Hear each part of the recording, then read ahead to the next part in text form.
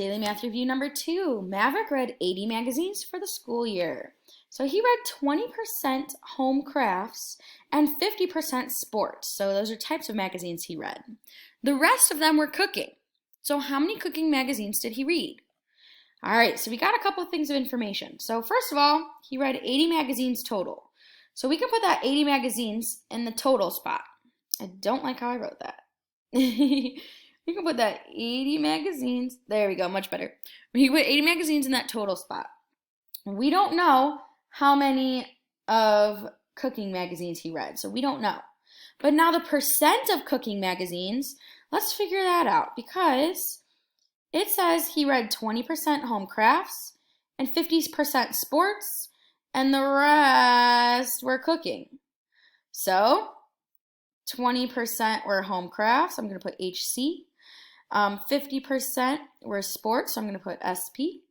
I'm just abbreviating them. So total, that takes up 70%. Now, we know that 100% is total, so we're going to take 100% and subtract that 70% to figure out how much was the cooking. So 100 minus 70 is going to be 30.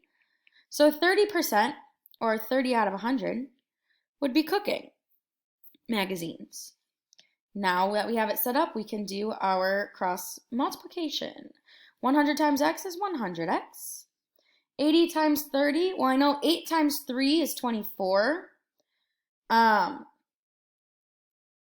then we have those two zeros. We can put those two zeros there. So now we can divide each side by 100 because we're trying to get x by itself.